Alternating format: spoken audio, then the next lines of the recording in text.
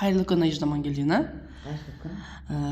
Менің сізге мынандай сұрақтарым бар еді. Бірінші сұрақ: мамандығыңызда жетістікке жету үшін қандай қасиеттерге ие болуы қажет?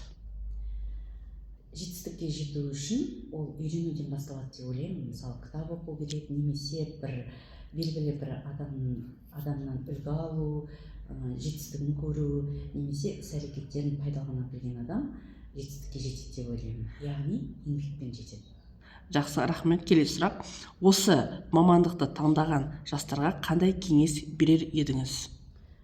Ағылшын тілі халықаралық құрал болып есептелінеді қазіргі таңда. Бұл ғылым мен технологияның, бизнес пен мәдениеттің тілі.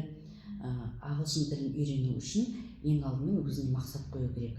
Шетелге шығу ма, немесе мансап, бизнес, бұл мотивация береді.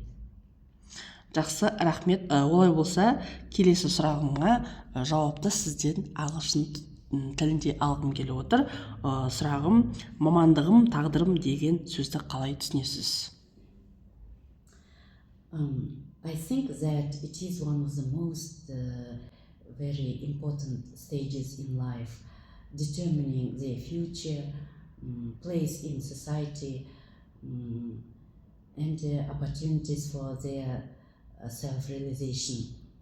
This decision is connected with a person's interests, dreams, abilities, and their values. Жақсы, рахмет жауаптарыңызға. Рахмет.